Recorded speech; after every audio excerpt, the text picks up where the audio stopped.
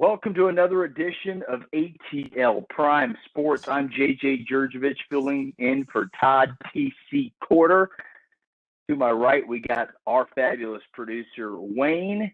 It's just myself and our producer tonight. Find us on Twitter, folks, at ATL Prime Sports. That's Facebook, Twitter, Instagram, and YouTube. Please, if you like our videos, subscribe.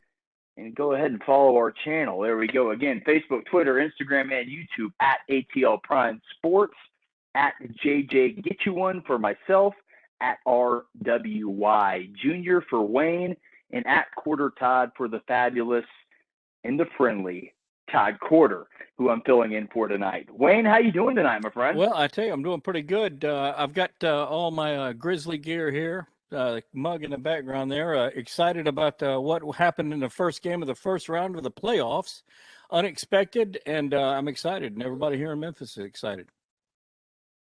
Yeah, you got to be. It's good to have fans back in the stands. It's good to have the emotion of the city at your team's back. So it is good. I'm doing great. Glad everybody joined us. What's on tap for today's show? We're talking Julio Jones live TV comments. Pretty big deal, pretty big news. Braves winners at 3 straight. We'll break that down. And the Hawks, my Hawks, get game 1 and much more right here on ATL Prime Sports. Folks, again, if you like our videos, please subscribe to our YouTube channel. Search YouTube at ATL Prime Sports. Just hit the like button, and you'll get the latest videos from Wayne, myself, and TC. Well, remember, we're live on Fridays on blogtalkradio.com/Mancini Sports, 1 to 1:30, and that's on the Mancini Media Network. All right, Wayne, let's get into topic 1. It is the NBA playoffs. They are underway. The Hawks stole game 1 in New York. The champs are down 1-0. Suns. And Wayne, we already mentioned it. Your Memphis Grizzlies are up 1-0. Let's talk about the NBA first round of the playoffs. We'll start off with the one, the only, the Trae Young saga has begun in the playoffs. And boy, the Trae Young iced game 1 or what? Look, both teams came into this series with playoff droughts. Knicks have been in the postseason since 2013. The Hawks, 2017. So you had a bit of a drought from both sides. Both fan bases excited to see their team do well. And, well, what did New York Knicks fans do, though? They got the chance to pack the house. And they chanted expletive U to Trae Young, and guess what he did? He did it right back to him with a floater at .9. .9 on the clock, Wayne. Beautiful. Went right with the ball, took 2 steps, fired a high floater. It went in. Unbelievable game for Trae Young, 32 points, 10 assists, 7 rebounds, close to a triple-double in his playoff debut. 2 of those points, again, came on the floater with under a second left on the clock to give the Hawks a 107-105 lead, which they would not relinquish. They would win the game after that. It really came down to Trae, Wayne. The game really came down to Trae Young. He was able to get to the get the feel for the refs early. He was able to see what they were going to call, and he does that thing where you'll drive to the basket and it'll just stop. And the defender will be trailing and bump right into the back. Usually an and 1 or at least 2 shots. He was able to do that all night. He hit 100% of his free throws, 9 for 9. That's really big news for the Hawks right there, Wayne. So it really, the game revolved around Trae Young. He was able to get his teammates involved. Bogdanovich had 18 points. A big 3-pointer with under a minute left that tied the game at 103. So Trae's really able to get everybody involved. And were you able to catch any of that Hawks game, Wayne? It was really exciting.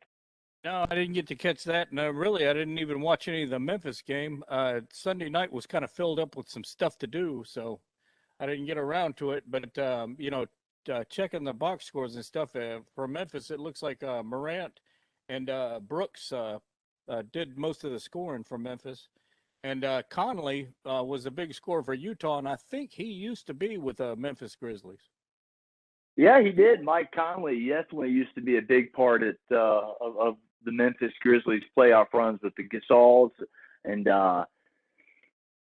Those were good days. Played tough defense. They played tough defense again. But we'll go back into the Hawks game. The Hawks basically played better defense Sunday evening. They held Julius Randle to 6 of 23 from shooting, only 15 points on 12 rebounds. This is significant because the first two of the first three meetings in the regular season, Randle went off for 40 against the Hawks.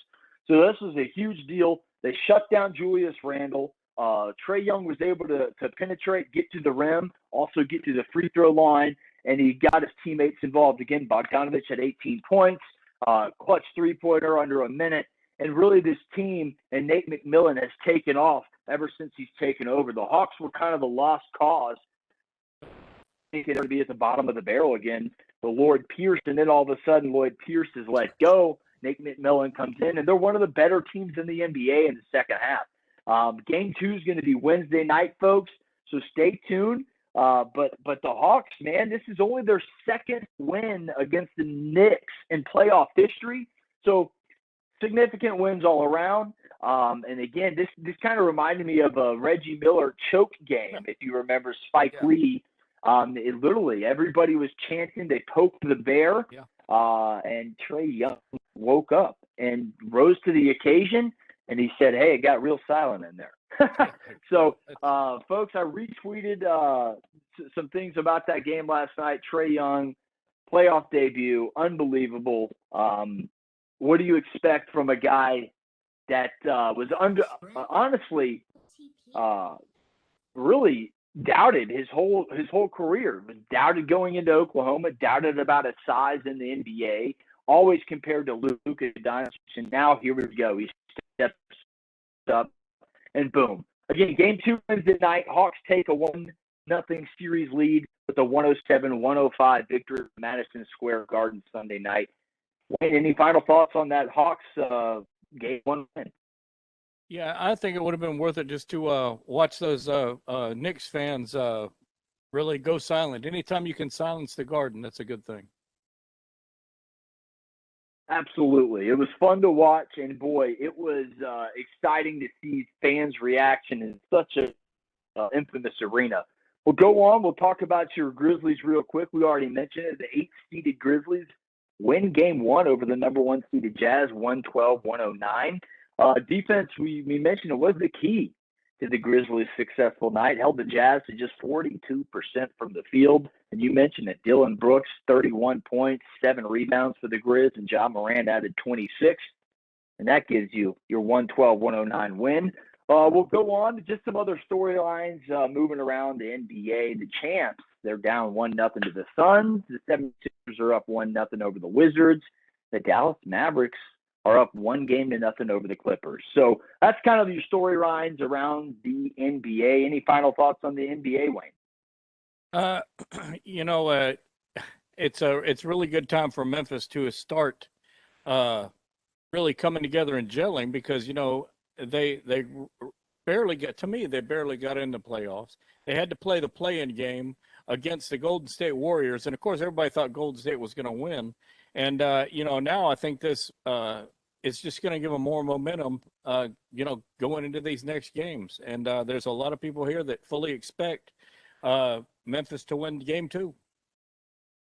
Yeah, and that's what momentum can do, and I think that's what these play-in games are going to show people that, you know what, it gives your team a chance, and if you start playing basketball at the best basketball that your team can play going into that tournament, anything can happen. Go on to topic number 2, and it is the biggest story in Atlanta right now. It is Atlanta Falcons wide receiver Julio Jones said on Fox Sports 1 Undisputed, I'm out of here. What do you think of this news, and do you think Julio Jones is a Falcon in the fall? Probably not. And the way things are looking, the story around is that he's going to end up in Dallas. Of course, that makes my dad excited because he's a Dallas Cowboy fan and an Alabama fan, so he can't think of anything better.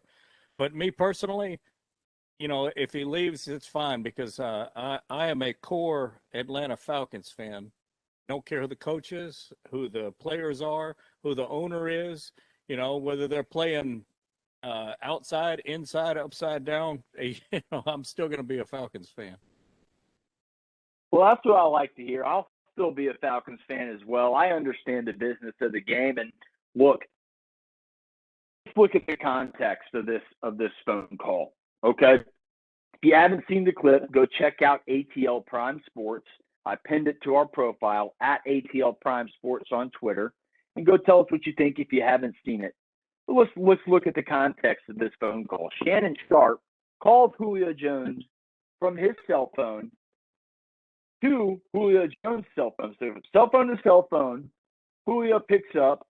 I'm not sure if he knew it was a live show. He said at the very end, the very last thing Shannon Sharpe said is, "Hey, we're on live TV, by the way."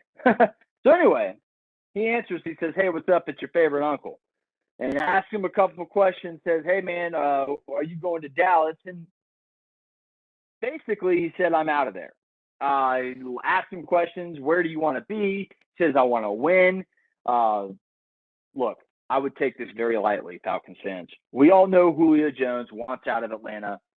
It's just now, it's public. It's now become public. He actually said this to general manager Terry Fontenot and other front office members and Arthur Blank back in March. It's just now came to public.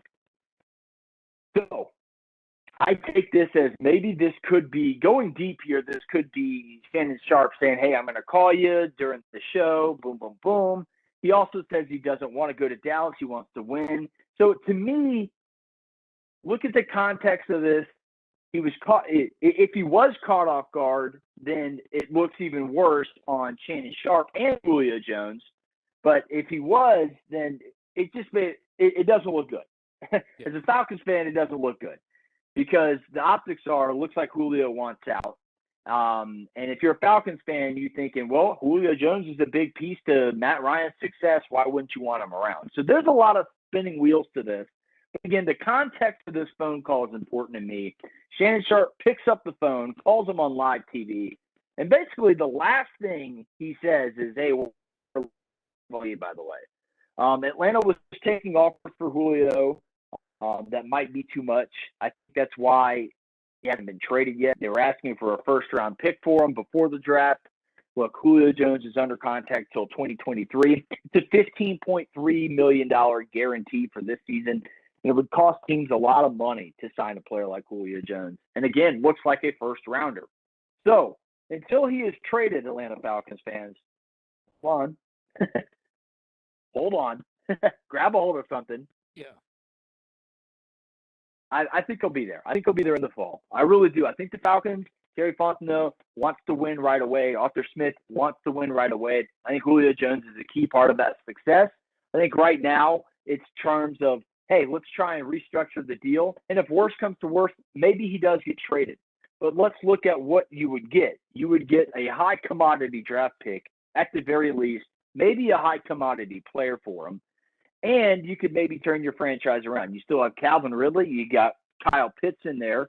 You still have Russell Gage, who showed promise. And you have Laquan Treadwell, who showed promise in the last two games of the season last year for Atlanta and is also a first-round draft pick. So, again, I would hold your breath because I think this is, look at the context of it. He could have been caught off guard. Or if you want to go into conspiracy theory things, maybe this was a TV stunt. Who knows? Whichever way you want to go down, I see Julio Jones in Atlanta this season. I really do. I don't think the Falcons are going to find the offer they want to trade him, and that's the key. That's the key to me, Wayne. If they find the offer that gets Julio Jones to somebody else in the NFC or in the AFC, in the NFL in general, it's got to be the right offer. And for the money and the round pick the Atlanta Falcons are considering, I just don't see that happening. So, that being said, again, I see Julio as an Atlanta Falcon this fall. What say you, Wayne? Well, the only thing that I don't want to see happen is I don't want Julio to end up down in Tampa Bay. And if they're going to trade him for a player, I wouldn't mind seeing that draft pick from this previous draft, Schwartz, end up in Atlanta. So if they could make a deal with whoever ended up drafting Shorts, that would be good for me. Well, anything can and will happen in the NFL as we've seen in the past. Like I said, I think this is a publicity stunt basically to try and get as much as possible for Julio Jones. I really, honestly, I see Julio Jones as a Falcon in the fall. I just think it's going to cost the team way too much money. But if the Falcons get that offer that they want, they will trade him. Righty. So we're finished up with the Julio Jones topic. I think he'll be a Falcon in the fall. Wayne, he hopes he's a Falcon in the fall, but who really knows? Again, look at the context of this. Check us out, ATL Prime Sports on Twitter, Facebook, Instagram. Search for us on YouTube. Find our latest videos right there. Let's go switch over to our third topic for the night. It's the Braves. We're entering play 1.5 games back of the New York Mets in the NL East. What is the state of this Atlanta Braves team? I'll kick this one off, Wayne, and I'll go like this. Look, they took 3 of 4. They hit 15 home runs during the series. So they jacked the ball all over the ballpark. Austin Riley, on an 8-game hitting streak, he's hitting the ball to all fields now, has really come around. Had his first multi-home run game of his career, then added another multi-home run game before the end of the series. 9 home runs on the season now for Riley. This is because he's settling down at the major league level. And instead of trying to yank the ball to one side of the ballpark, basically be a pull hitter, now you're seeing him display his power to all fields. So I'd say the state of this Braves team is trending up. They're still 1 game below 500, and at home, well, they got to play better. They're 1 game under 500 at home too, so they gotta defend home field, got to play better at home. They did it last year in the 60-game season. They played extremely well at home. Look, things are trending up again. Look at left-handed pitcher Max Fried. He's only given up 1 run in his last 4 starts, in each of his last 4 starts, I should say, lowering his end of the April ERA from 11.45 to a respectable 4.63 ERA right now. That's where he stands. So, again, things are trending up. That's the state of this team. They're trending up. Ozzie Albies homered from both sides of the plate Saturday, added another home run. So we had 3 home runs for the series. Again, trending in the right direction. These are things you want to see. And then we talk about the bullpen. Another trending up moment. Saturday night, down in AAA Gwinnett, right-handed Green, outside. So things are really starting to look up. I was kind of doom and gloom last week. I was like, we don't hit with runners in scoring position. The Braves, I even said it with our guest on Friday's show, that I don't think, Fred Giartini, I do not think the Braves were going to make the playoffs. And I am strictly going by pitching and how the Braves were playing. They've turned things around. I'm still going to stick with the Mets and the pitching. I don't know, but the Braves are on pace to break a lot of home run records. And if they're at the top of the league in Major League Baseball in home runs, I think I heard the stats, like since 2010, Wayne, if you've led the league in home runs, Major League Baseball, that is, not just your National or American League, your top 2 in that category, you've been in October. The only exception, I think, was the 2013 Orioles, who finished above 500, missed the playoffs, and led the league in the home run category. So the Braves are leading league in home runs right now. So everything is trending up. What do you think the state of this Braves team is, Wayne? Well, it's definitely trending up, and I think the big sign of that was that whipping that they put on the Pirates. I don't remember what that score was, but it was ridiculous. And then they turned around and beat them again. And in the same vein, Texas has beat Houston 2 games. So, you know, it's like windshield wipers. These teams are going back and forth, and you know the consistent teams are consistently up there. But teams like Atlanta and Texas, they're windshield wipers, man, back and forth. Back and forth. That's what I say. I got to see more consistency from this team to trend, and for me to put them as NL East champions again. Well, anyway, things are trending up. Braves have 2 games set up in Boston coming up early and late midweek. Then they continue on a road trip there. Wayne, any final thoughts on the Atlanta Braves before we move on to our bonus topic for the evening? Well, no, except they're making things exciting over there in the National League. You know, anytime you can do that, you're going to be drawing attention. I'm still kind of curious to see what Mark's going to say about his Pirates, though. Yeah, they took a shellacking from the Braves. Braves outscored them in the 3 wins in of the 4-game series. The Braves outscored them with 33-3. Pretty impressive there. Let's go to our bonus topic for the evening. And I did tweet this one out on our ATL Prime Sports page as well. It's an ESPN article talking about tampering in college football. Has tampering arrived in college football? The answer to that question is yes. Again, go check out ATL Prime Sports for the reference to the ESPN article we were talking about. The article has quotes from coaches like Sonny Dykes from SMU. If you ain't cheating, you ain't trying. Yeah, that's quoted. That's you'd expect that from SMU too. Right.